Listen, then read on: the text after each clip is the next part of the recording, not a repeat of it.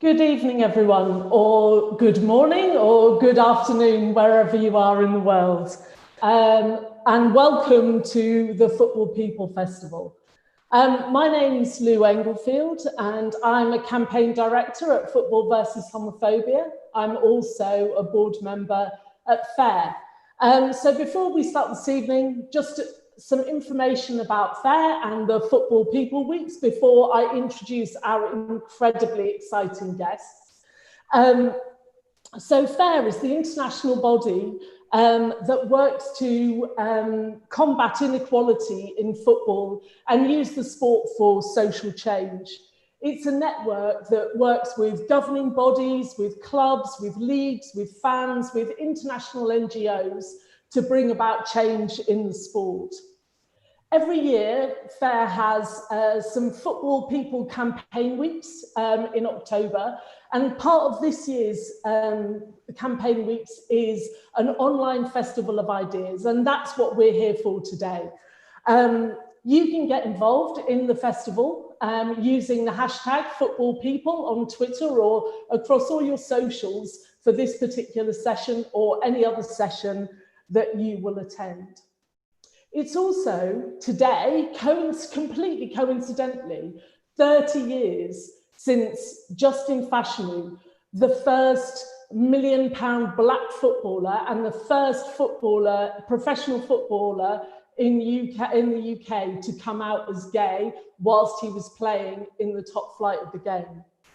As many of you will know, Justin's career was characterised by homophobia, huge amounts of homophobia, being followed by the media, having to deal with racism throughout his playing career. And so really, I want to know what's changed. And I'm absolutely delighted, therefore, to be able to introduce this evening's guest, Ryan Russell. Ryan is an American football defensive end who's currently a free agent. I got so excited there, I managed to lose my headphones. Sorry, Russ.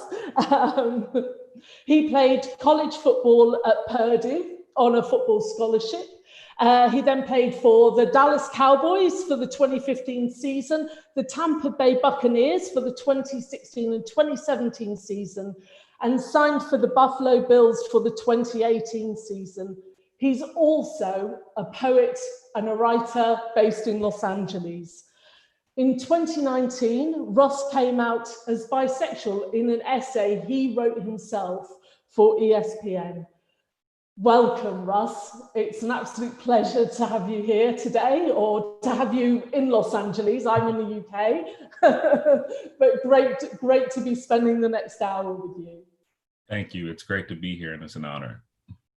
So just to kind of set the scene, really, I was wondering if you could just tell us a little bit more about yourself, where you grew up, how you came to play football. Of course, yeah. I was raised in Dallas, Texas, by a single mother. My biological father was not in my life at the time. I had a stepfather who helped raise me, but he passed away when I was 6. So a lot of my memories are just of me and my mom and of Texas. And I know we have viewers from all over the world, so just a little bit on Texas. There's religion and there's football, and sometimes you really can't tell the difference between the two. So I would literally walk the halls as a very, I was big for my age. I'm 6'5", 265, 275 pounds, and I've always been big for my age. So I would walk around the halls of my middle school, my elementary school, my high school, anywhere, and coaches would look at me and ask me why I wasn't playing. They're like, oh my God, you need to play football. You have to play football. But like I said, it was just me and my mom. So a lot of the time I was working part-time jobs. I was having to come home and stay on top of my studies and really kind of help my mother raise me in a sense, and be my own parent and my own enforcer. But I got a taste for the game. I think I was in high school before I really started going into athletics, and my mother got a good job where she could afford a lot of the bills and to feed a kid that looked like me. And I got a taste for the game kind of late in Texas, but I still think pretty young. I think I was 15.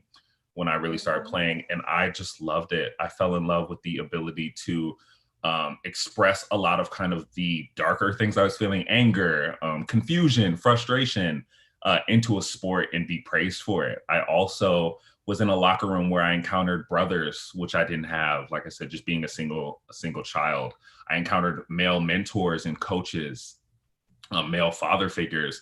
I learned about accountability, about hard work, respect, all of these things that football and that sports has given me as a young person. It really helped cultivate the man that I am today, and I'm super grateful for it. Also, it gave me an opportunity to get a full scholarship to Purdue, which is one of the top universities here in the States, and get a really good education, which my mom was super, super happy about. I bet. Yes, so football gave me a lot. And of course, as you lead into the professional league and getting drafted by the Dallas Cowboys, able to come back to my hometown, playing the game that I love and the game that's given me so much, and then also provide for my family, was amazing. A huge honor and a great experience. So that's kind of how I came to football and what football has given me in my earlier years and how it's impacted my life. So, I've read you speak passionately about football and about the opportunities that it gave you, but now I kind of, listening to that, I kind of fully get it, it sounds like it's been the pathway that has been incredible. It's been an incredible journey for you. Definitely. And there are parts about football and about the game and about sports in general that I would love to see change and that I think can improve. Football has always challenged me. It's challenged me to be better. And I think that it's the responsibility of the players and the fans and everyone involved to challenge the sport to also be better, to challenge leagues like the NFL and these professional leagues to be better. Because that's how we achieve, that's how we grow, that's how we complement each other, and we kind of feed off of each other. So I'm definitely in the phase where I understand everything that football has given me. And I think there's a lot of positives that also other LGBTQ plus youth can gain from being in sports and being in football. But I know that it's not perfect. I know the game's not perfect. And I know the organization is far from perfect, and that there are ways that we can improve and challenge each other. So that's also what I'm here to do. And that's also what I feel like I'm called to do. Sure. And I think, we've definitely, haven't we, in recent years seen a growth of athlete activism and athletes finding their voice and being incredible advocates and incredible game changers within sport. And do you feel that that's something that you've kind of grown into, or have you always had that passion? It's definitely something I've grown into. I think the passion was there, but actually using your voice and knowing how and when and where, and really knowing your power is something that I've grown into, and that I've learned from examples of other people, especially other LGBTQ plus athletes here in the States, using a major league like the WNBA, the Women's National Basketball League, for example. Those women have always been activists. They've been active in the LGBTQ plus community. They've been active in Black community and other communities of color. And they've really taken their platform as professionals and used it towards advocacy and towards the betterment of all people, which I think is amazing and a great example. So having that example, Colin Kaepernick, I'm not sure how familiar everyone is with his career, but he was a professional football player, an NFL quarterback, who took a stand in 2016 against systemic racism, against social injustice, and specifically police brutality against Black and brown people and people of color. Unfortunately, he was exiled from league or put out of the league. Some people think he's been blackballed for whatever reason because he's an extreme talent. And ever since he took a knee during the national anthem and took that stand in that silent protest, was not welcomed back into the league in the seasons. So having a figure like him and actually playing against someone like him, I was able to play against the San Francisco 49ers when he was their starting quarterback, and seeing someone take his dream and take my dream and all of our dreams, the achievement of playing in the National Football League, something we fought for our whole life and we finally have, and to take it and say that, hey, I love this. This is so important to me and so important to my life, but it's not more important than the safety of Black people and people of color. It's not more important than speaking out against systemic racism, police brutality. It's not more important than human lives and equality for all people. And having such a visible person in the same sport that I was in really moved me. Like, hey, there are things that, I love football. It's so important to me. But there are things that are more important, and that's human beings, and that's life and equality and joy and happiness and love. So it's definitely something I've grown into, and I've had great examples kind of set out in front of me. So going back to your experiences, obviously you came out in the public eye only last year. But how long had you known that you were bisexual? With bisexuality and really kind of the stigmas and the erasure that happens for bisexual people, it took me a long time. Also, just being involved in relationships with women and in love with women and growing. There are so many factors. The Black community has a long stigma of being homophobic. Texas, being a Republican, kind of very conservative, very religious state, also has that same stigma and that same history. So it wasn't until I went away to college and I kind of had that distance and that freedom and kind of a brand new start that I really started to look into myself and reflect and sit with myself and see that, hey, there are other things here, there are other attractions. Also, there are other passions. That's really when I really bled into my writing, into my poetry, and into my creative side.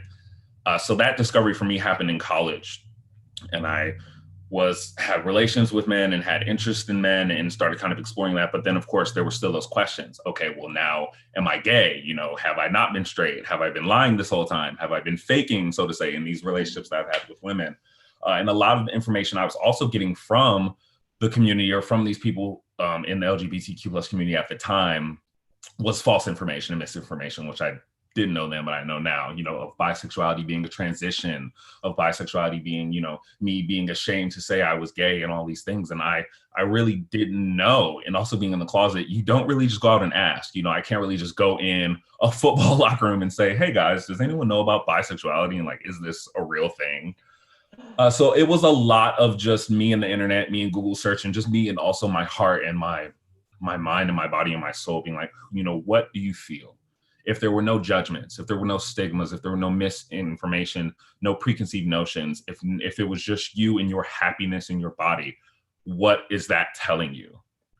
And it took, honestly, up to last year before me coming out to really be solid and solidified in my identity of being bisexual, and also realizing, hey, we need more people to really stand up and say that they are and be vulnerable and be true, because there are people just like me who are getting a lot of this misinformation, who identities are being oppressed and erased and really looked over when we make up the largest part of the LGBTQ plus community. So to come out was a huge journey, but also to come out as bisexual to me was very significant. Yeah, and I think it is very significant for the reasons that you've said. I think bisexual people tend to be made very invisible. I mean, I know from our work in the UK in sport that bi people are incredibly invisible. They tend to be invisible in heterosexual environments. They can also be invisible in queer environments as well, and that talking about it, naming it is a really, really important thing, I think, and an absolute joy to have somebody at the highest level of a sport like NFL speaking their truth. That's so powerful for all young people, and something that I think all young people can buy into. Since you've come out, have you been aware of the impact that your coming out has had? Some days, yeah. I mean, other days I wake up here in my house in Los Angeles with my boyfriend, and I feel the impact that it's had on me, and just that freedom and the ability to just really not only love another person, but love myself and respect myself and be proud in who I am. There was I think it was a week after I came out, my manager had gotten in contact, or someone had reached out to him with an email. He forwarded it to me, and it was a father talking about how he was a huge football fan. He had read my letter and seen the journalism segment on ESPN and on all these channels, and that him and his son had never really had a conversation about sexuality because he knew that his son was in the community, and that seeing my letter really sparked that conversation for him. I was kind of the bridge between this very masculine world of pro sports and the queer community, and kind of the bridge between him and his son to sit down and really have a conversation and have an open heart to heart. And for me to read that email and to hear that, though my relationship at that time with my biological father was not the greatest, that I was affecting other father-son relationships in that way was super powerful for me. So that's a moment I really remember and still kind of get emotional about to this day. Yeah, Yeah, I see it, the NFL even in having a Pride Month and changing the color of the NFL shield to the rainbow flag and doing things in the LGBTQ plus now community and having these initiatives, I think is a huge impact. Of course, not just of me, but of the 13 other former professional athletes that have come out and that have spoken up in that time. And so I think I see it in the micro and in the macro at times, but the greatest joy and kind of the constant is me just waking up and being free and feeling that self-love and that self-pride that I think everyone should feel. Absolutely. And, you know, how do you think, have you been playing competitively since you've come out? Or are we still early in the season and you're still looking to sign? I'm not kind of sure about that, because I was wondering about the whole issue around performance, you know?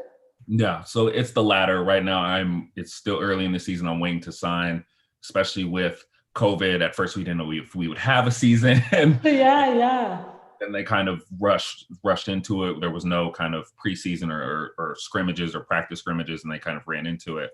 So we're seeing a lot of injuries. My agent and I are very optimistic that I will get a call and the opportunity. I'm training, just staying in shape, wake up at 5 every morning to do what I have to do.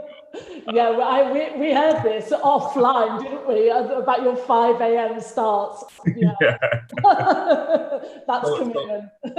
So it's all about just staying ready for when the opportunity does arise. It's not if, but just when. Sure. I suppose going back to, we've talked a bit about your bisexuality, you finding yourself and the kind of complications of navigating kind of quite a silenced identity, I suppose. But I'm also kind of minded of Audre Lorde, who once said, there's no such thing as a single issue struggle, because we do not lead single issue lives. And this is true of like almost everybody, isn't it? But I wonder, as a Black bisexual man, how it's been to navigate two identities, one deeply invisible and one very visible. It's been a struggle. Like you said, we all kind of have these different crosses that we bear. These different labels. We belong to multiple communities. We have multiple identities. We're all multifaceted people. So to have an identity, one that I wasn't sure of at a time and felt very connected from, and was very, even in that community, very invisible, was a struggle. It felt kind of like something that I could just kind of pack up and put on a shelf somewhere and not worry about it. I was like, as long as I act a certain way, as long as I do a certain thing, I don't even have to acknowledge this. As I know now, that compartmentalization of a human soul and a human heart is very toxic and very detrimental and very repressive of your own self and your own joy and your own happiness and your own self-love. But at the time, I thought it was very simple. I thought it was very much like, I'm a football player, I'm a Black man, I can't afford to be bisexual. I can't afford to be queer. I have a career, I have a family that I'm providing for. I can't afford for this to happen. But we see also that same struggle transfer over into these other two identities now that I've deemed worthy of carrying. There was a time in America where you could not stand up for Black lives and be a football player. Like I said, we saw that in Colin Kaepernick, the quarterback for the San Francisco 49ers, who first protested. So that was a conflict. It was kind of another point of like, okay, well, now that I'm on the field and I have this helmet, I'm not a Black man. I'm just a football player. Again, very, very self-traumatizing, for serious self-detrimental. So in coming out and then finding my own light, my own love, and really kind of valuing my own happiness and the happiness of those like me over what I do for a living, I found that this same application has to apply to all things. I can't just be a football player. I can't just be a Black man. I can't just be bisexual. I have to be all these things. I have to fight for all these fights because in a way they're connected. In a way we are all connected. And intersectionality, which at one point to me felt like taking a smaller group and isolating myself from that group and isolating myself smaller and smaller. Now I see intersectionality as the bridge. I connect the Black community to the queer community just through my identity. I connect the football community to the queer community through who I am and through what I do and how I was born and all of these things. So I see it now as a much more powerful thing. It's a much more connective, humanizing thing, really, because if you're able to see me, then you're able to see a young queer boy. If you're able to see me, then you're able to see a Black man. If you're able to see me, you're able to see all these things. So it's been a huge revelation, a huge whirlwind for me. And I just want to help other people get to that point of realization before they are 27 and they decide to come out or have a conversation with their son or have, pursue sports as a young queer child. So that's kind of where my heart and my head is now. Yeah, I've just, what an amazing perspective that intersectionality is the bridge between communities and identities. I think it's so true. And and also the bridge to the NFL, maybe for queer communities as well. The bridge into sport, as you say. And just kind of moving on, you've talked about the media. I'm kind of quite interested that when you came out, you chose to write your own coming out. You crafted that, you took control of that. And I've seen that you've talked about the media and talked about the media narrative about professional sport, about how it's not ready for, a gay or bisexual man in men's sport.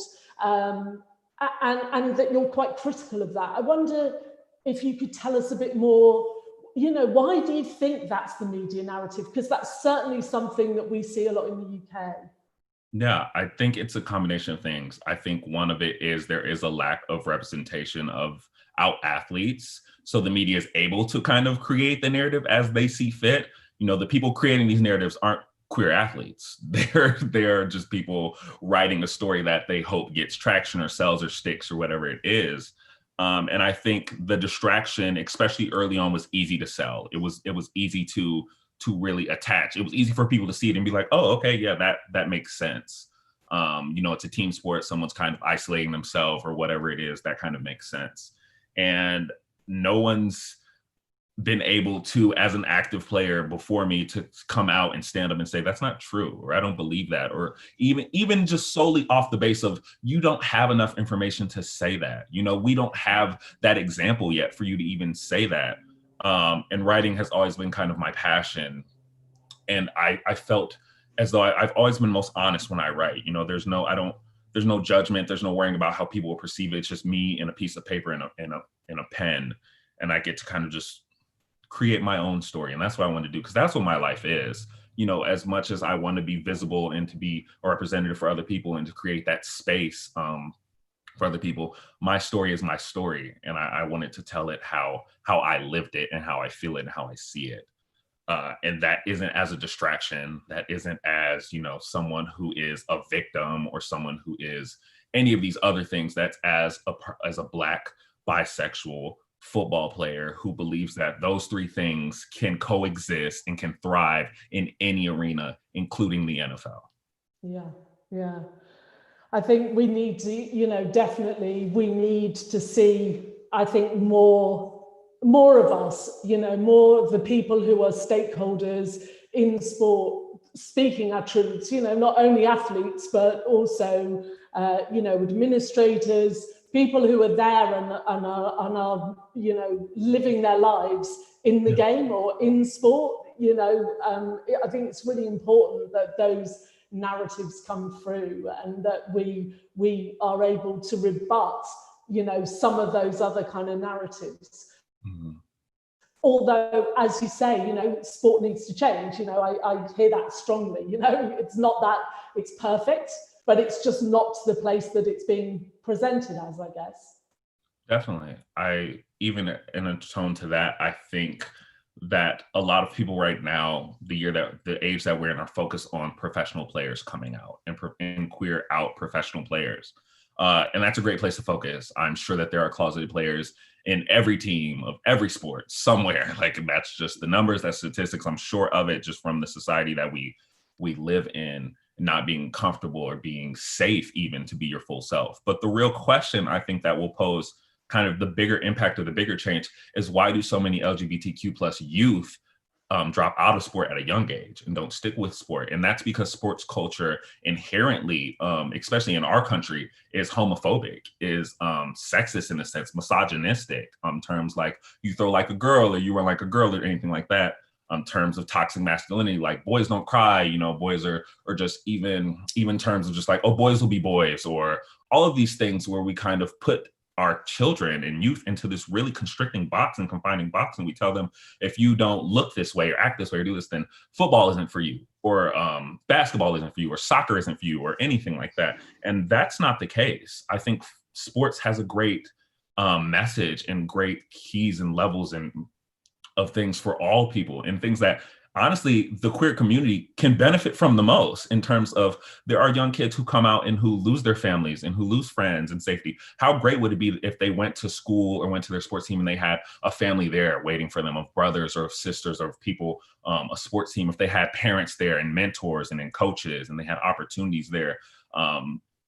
I think that's the beauty that we're missing, and that's what we're robbing, especially queer children, of at a young age, by not allowing them in sports and not really encouraging them to stay in sports and change that culture for all children and for all youth. And I think we'll get to a point where a lot of young kids stay in sports and stick with sports, and then we get to a sport where it's not weird we don't have professional athletes coming out. We have out athletes going into professional sports, getting drafted and getting selected by teams and getting signed by teams that stick with it. So to me, that's my mindset. I think that's where we're losing a lot of great opportunities for the sports world and for the queer community.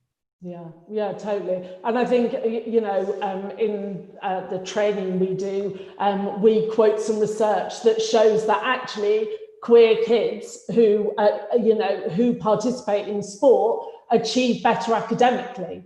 And that's really significant. So, for the population as a whole, it's maybe like 1 or 2% kind of raise in attainment, within our community. It's between 8 and 11% if you're talking about trans or queer kids, So, sport can be, I always say sport can be like the best place ever or the worst place ever. And it totally depends on how you do it, but it can be a glorious place, can't it? Definitely. One of the things, just going back to you coming out in the public eye, I think one of the things I read was that actually you'd spoken to a couple of teammates before you then came out in the public eye. And for me, I'm really interested in that, because again, it kind of dispels this idea of the lonely, isolated, tortured athlete who has no one to speak to. Clearly, you've spoke to teammates, you had those conversations, and I wondered if you could just tell us a bit more about that and how that was. Yeah, the first person I ever told was my best friend. We were college teammates, college roommates. I introduced him to his wife. I was the best man at their wedding. And I posed the question to him because at that time I was still trying to question. And it was as simple as, I don't know, but this might be possible. I don't know if I'm straight. I was like, I'm obviously not straight. I don't know if I'm gay. I don't know if I'm bisexual. And his response was very much just one of, we're teammates, we're brothers. None of that's going to change what we are to each other and who we are to each other. And it was a moment that for me it was kind of like a breath of fresh air. I felt seen and heard and loved for all of that in that moment. And at that point, it wasn't to the extent where I was like, okay, I want to tell everyone, but telling that one person, I don't know how that saved my life, but I know that it did. I don't know exactly how great that affected me, but I know that it did. And then even in the professional world, I had conversation with teammates where I felt as though, 2020 now, 2019, people are more open-minded. More people realize that that they have friends, they have coworkers, they have brothers, they have sisters, they have uncles, aunts, cousins, whatever it is, who are a part of this community and who are a part of our community. And in turn, you know, they are a part of our community as allies.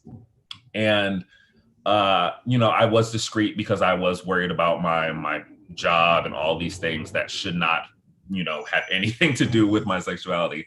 But knowing that I was like, okay, if there are football players out there who are open-minded, who's to say there aren't football team owners who are open-minded? Who's to say there aren't coaches that are open-minded, staff? You know, that this whole organization can't be more open-minded than I give them credit for, or that the media gives them credit for, so to say.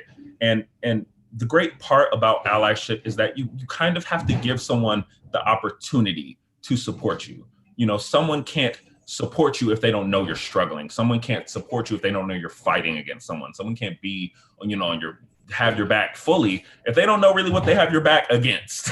So for me, coming out was also a great opportunity for the NFL and for my teammates and my brothers to take a stand, you know, to be on the right side of things here and to be on the side of equality and love. And the kind of reception that I've had after that and the encounters that I've had after that have been more than I could even imagine, have been greater than I could even imagine. Wow. And I'm super grateful for that. So, moving from a positive note, we're also at a time, I have to talk about this, about the current climate. We're at a point where we're seeing attempted rollbacks on LGBTIQ rights in the US. And at the same time, we've witnessed the huge power of the Black Lives Movement in response to deeply, deeply institutionalized racism. How are you affected by these issues as an athlete? Oh my goodness. In every way, like I said, once you realize that you can't compartmentalize yourself from who you are and the way that you were born and who you're born to be, it kind of makes everything else bleed into each other. So I can no longer, as an out man, go on the field and not think about the state of our country. I cannot think about police brutality. I can't think about systemic racism and social injustice. But I also understand that sports continues to give me things, and a platform is one of those things, and that platform can be used for change. That platform can be used for good. That platform can be used to really help save and improve the lives of so many people. So I know, like I said, my coming out was a celebration and was a blessing to me, and I felt very loved. I know that coming out for a lot of young kids is not that way. I know that coming out for a lot of people is still about what they lose and who they lose, their families, their homes, their jobs. My goal is for everyone's coming out to be a celebration on any scale, on all scales, a big scale, small scale, intimate, big. And it's the same for Black lives. I live a life of privilege because of what I do. And I want that to not be affected by my skin color, to not be affected by, you know, my sexuality or any of these things. I want other people to feel that same strength. So sports is my gateway to activism, is my gateway to change, is my platform for these things. And I can't allow these two things to not meet. No.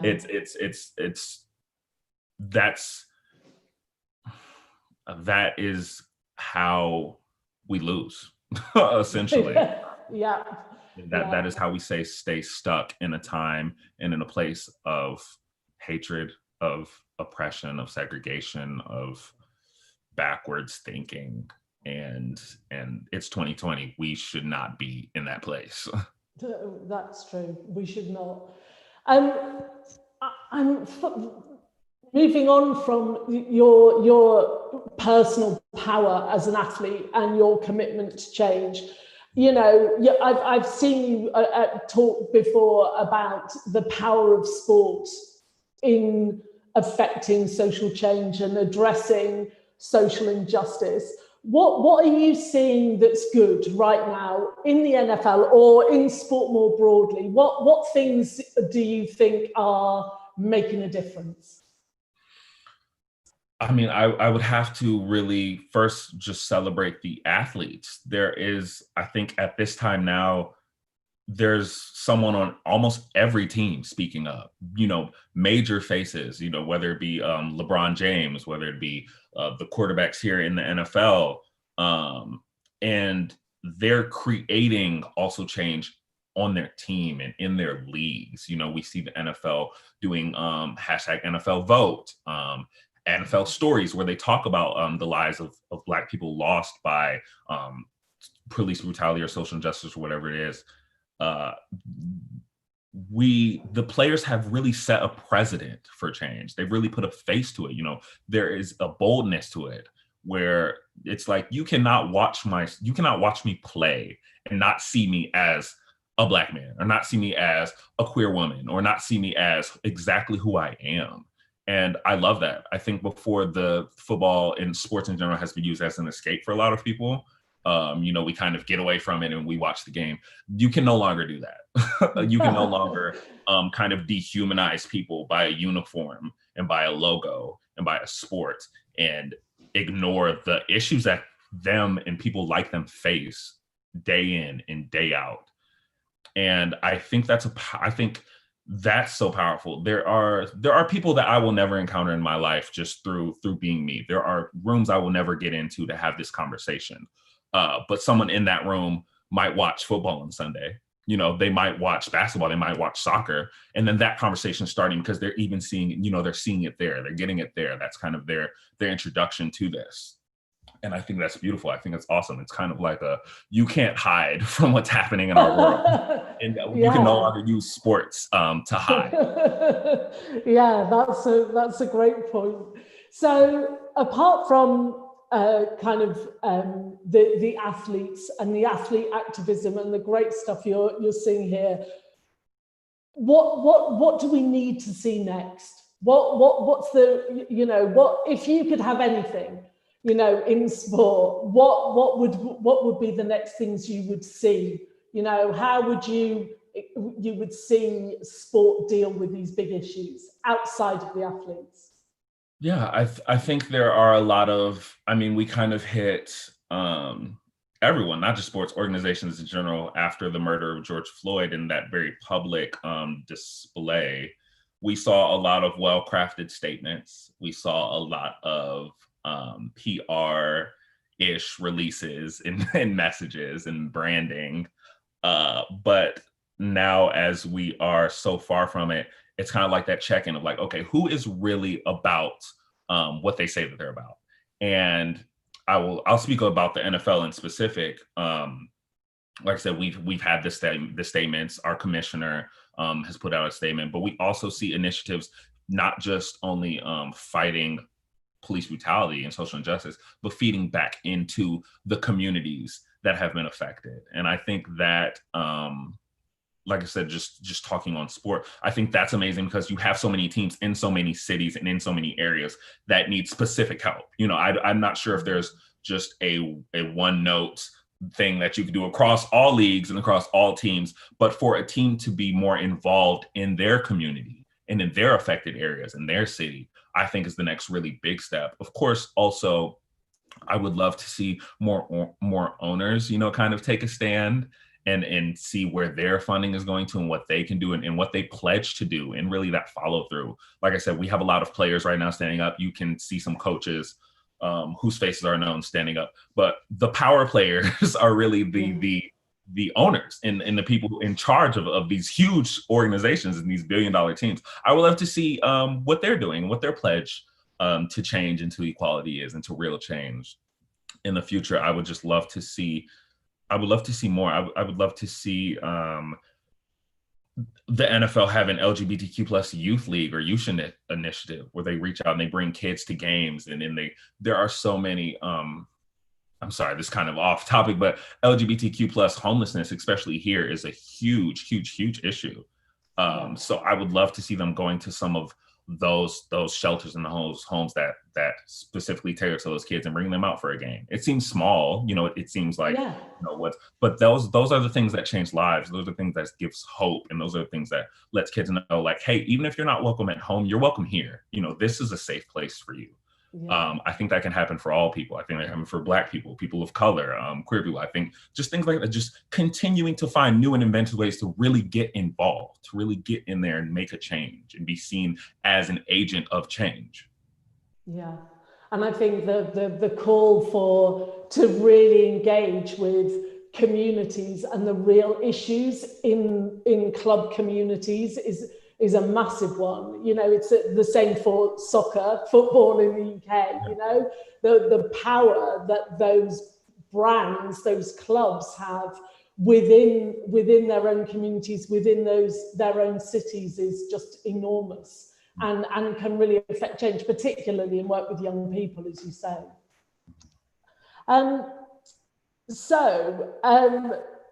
We're kind of coming towards the end now. Well, in fact, we need to come to the end of my questions. I've just seen the time, but we've got a whole heap of questions coming in. I'm going to have to now be peer towards my screen so I can read them. So the first question we've had is. Blown away by your power and belief in doing the right thing, what do you feel the sports sector as a whole and society in general needs to learn about the intersectionality between race and sexuality? Oh my goodness. First and foremost. Just a small question. First and foremost, I think a lot of leagues, organizations, and teams need to see that these battles and these fights against, let's say, for this specific question, racism and homophobia, are not two separate fights. They are very much connected. They are very much, you cannot uplift the queer community without uplifting the Black community. I mean, it's kind of goes to the simple notion of, if equality isn't for all of it, it's for none of us. And a lot of people live in both those communities, as myself.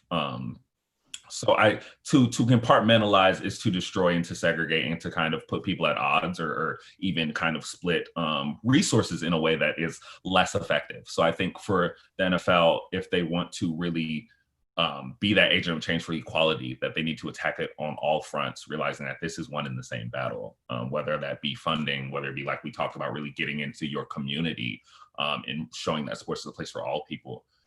Whatever that specific business plan looks like, it needs to be for everyone. It's great to kind of have these cool, catchy names that we like to put in on things and like, hey, this is for this specific group, but you really need to do something for all people on all levels. Right, moving on. Sorry, I'm not being very slick about this because I'm having to read them on the screen, so bear with me. How do we change the environment against racism or LGBTI plus phobia in Europe when the coaches and management of the clubs and national organisation are white, straight and cisgender, in brackets, mostly male?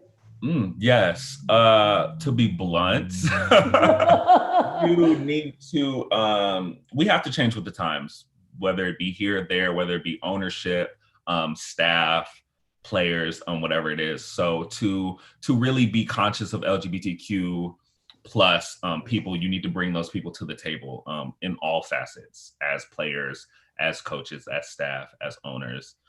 So it's really about looking around the rooms that you're in your organization and really seeing how many minority people you have, seeing how many LGBTQ plus people you have, and finding ways to invite those people in, because the change has to start internally before you can really make it happen externally.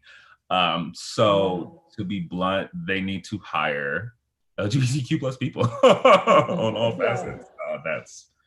That's my best goal for them. Yeah, absolutely. We need some representative leadership, basically, don't we? Yeah, absolutely.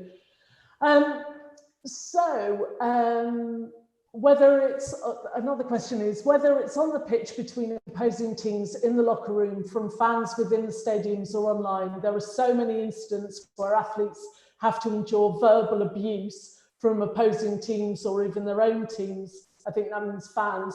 Can you speak of times where you've had to make a judgment call as to whether you call out abusive language or whether you ignore it? And how do you protect your mental health as well as allowing yourself to flourish professionally? Oh, wow. Amazing question. Yeah, sports, especially on the professional level, is a lot about the mental game. And it's a lot about staying focused and staying present and staying in that moment and really making sure you're mentally fortified or mentally tough, as they would like to say. I think that's been used as a way to kind of ignore and brush off homophobic slurs, misogynistic slurs, hate speech. And I think that needs to change at a very early level. I think these same fans, players, coaches that say these things, these very hateful things, have been saying and have been taught it from a very young age and a very long time.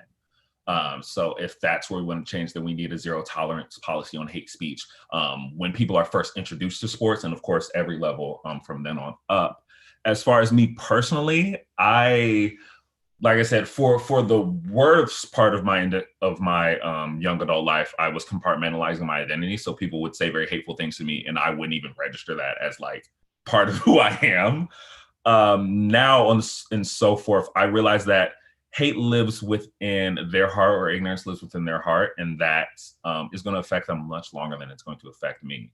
In terms of my mental care and my mental health and my mental wellness, I'm a huge advocate for mental wellness. I mean, I try to meditate, I see a therapist, I try to visualize, I sit with myself, I journal, I make sure to get back to nature in any facet that I can, because that's really where I feel the most kind of free to be who I am, kind of getting back to the earth, whether it be going on hikes, going to the beach. I mean, I really have like a lot of things that I do with my mental health. And when I think of an encounter with hate, so to say, I don't live for that very micro encounter. But then off of the field, I try to see how I can change on a macro level, how I can change on a bigger level. And that kind of also makes it go away, because I maybe endured one thing from a hateful fan, but I'm sitting here now with on live talking to you, trying to change the culture for a multitude of people. So that makes that one encounter kind of not matter as much.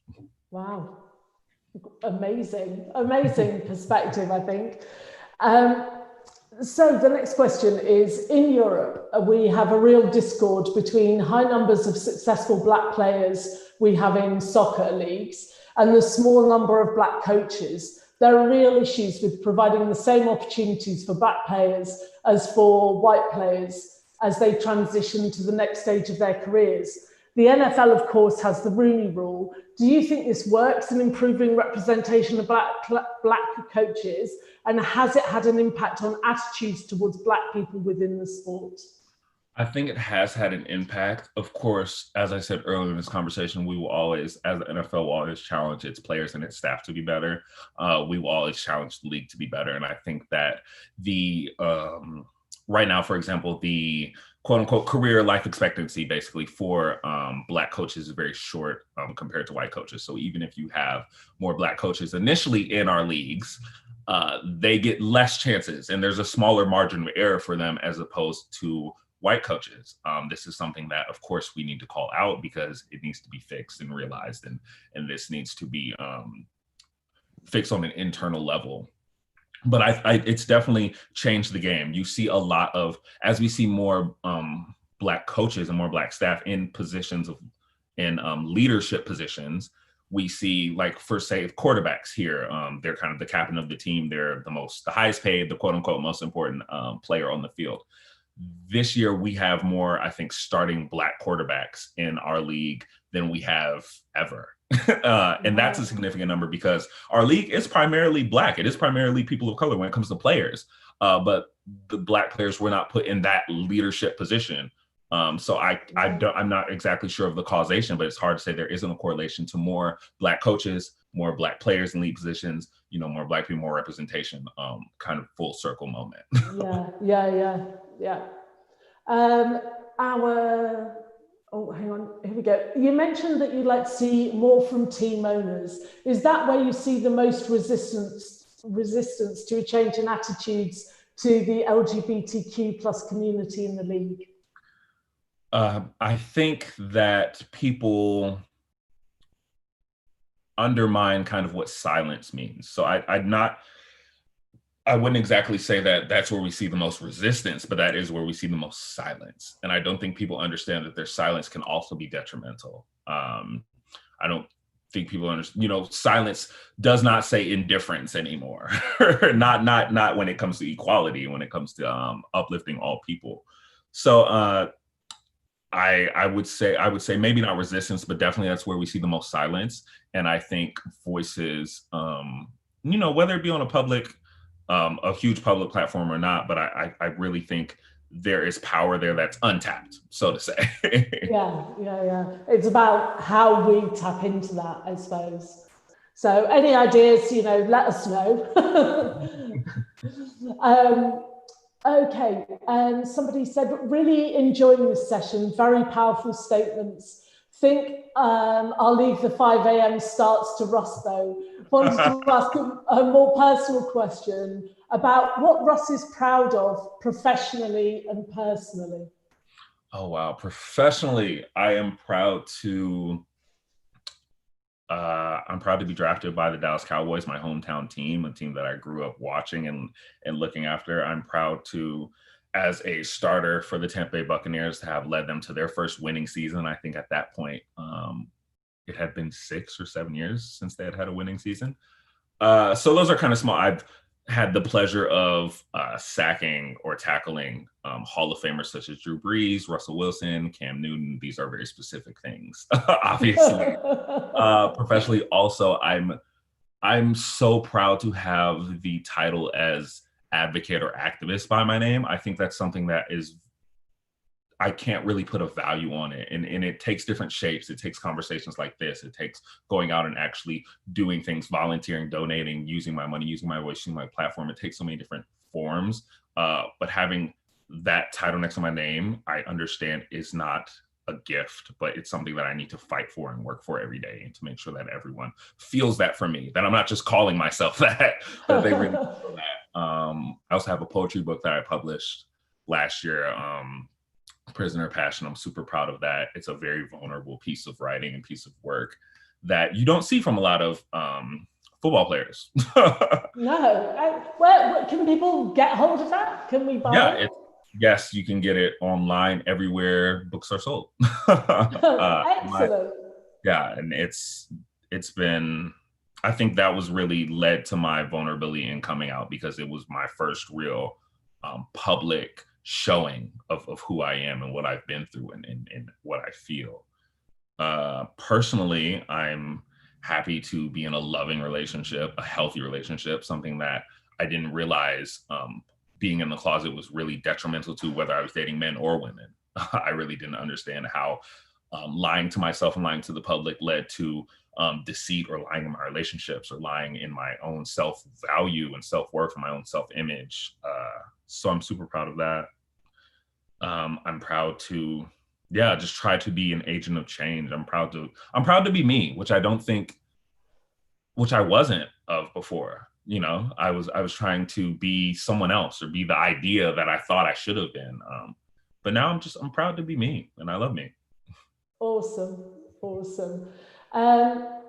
Next question. We have recently seen World Rugby ban transgender and assigned male at birth non-binary players from the women's game. What do you feel about this, considering you play a similar game which is high contact and diverse? I think that athletes, regardless of who they are and how they were born, should be able to compete. If you train the same way that I train, and you put in the same sacrifices, if not more, then you deserve to be on the same field as me. You deserve to be on the same pitch or the same arena as anyone. So I don't really understand telling people who have sacrificed more than anyone that they cannot compete. Does not make sense to me whatsoever. Do you think more teams in all leagues should take action in a similar way to Orlando Pride, by leaving the field when they hear homophobic slurs, even if there are no out players on either team? Oh yeah, because I mean, your organization wants to be one that fights for equality and for love, and for even your teammates, whether they be out or not, your fans, whether you know that you have LGBTQ plus fans or not, your city. You definitely have queer people in your city, and you represent that. You represent all of these people as they represent you.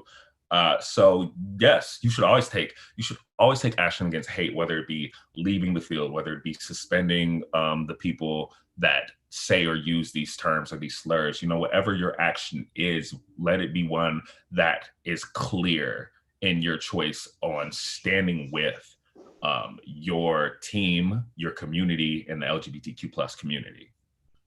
Yeah, and I think that's so true, that we need to, I think particularly in the current climate, is be clear and be strong and unequivocal in our action, because there's no kind of, there's no middle ground around hate at the end of the day. We need to take decisive action. I'm just having a look to see if I've missed any questions. I don't think I have, so I think that's it from our audience.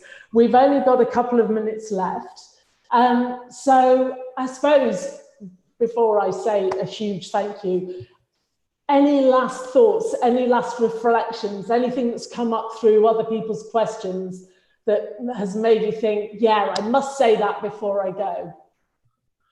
I think now at this moment, I'm just called to make sure that everyone, first and foremost, is taking care of themselves, is make sure that they're in a place of self-care, of self-love, of safety within their own home, within their own body, their own skin, within the relationships that you partake in.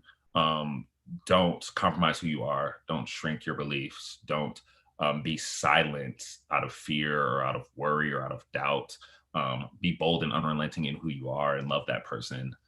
And in terms of the conversations that we will all have at one point with people who are less informed, who are less open-minded, less progressive, less, whatever you want to say, understand that the interactions that you have with these people will change the fabric of our society. It sounds really dramatic. I know it does, but it is true. I've met people much older than me that have never had conversations about race until we've had them, who've never had conversations about sexuality until we've had them. And before being in the closet, I would have never had that conversation. I would have been afraid of my own, but you never know how that conversation is going to affect how they talk to their sons or their uncles, their brothers, their sisters, their wives, their coworkers, what questions you might challenge in them and how they've been brought up and what they've been taught to believe. And also, if you are talking to someone or interacting in a way and you're hitting a brick wall and it feels very traumatizing to you and very self-detrimental, go back to the first thing I said, love and protect yourself and get the heck out of there. Well, I think that's an absolutely amazing way to round off the session. I just want to say thank you so much. I worked in sport for quite a long time around, LGBTIQ plus inclusion, and I feel completely inspired by our conversation. It's been an absolute pleasure, and I'm sure everybody who's watched the session has got so much out of it. Thank you so much. So that just kind of leaves it for me to say there are a couple of sessions left. One's later on this evening. I think that one's about glass ceilings in US soccer. There's also a session tomorrow about refugees in football. If you enjoyed this session and you want some more, go to fairnet.org and find out about the last two sessions in the festival. So thank you all so much for joining us. Thank you so much, Ross. It's been an absolute joy to meet you. Thank you for having me. It's been a pleasure. Good night, everybody. Good night.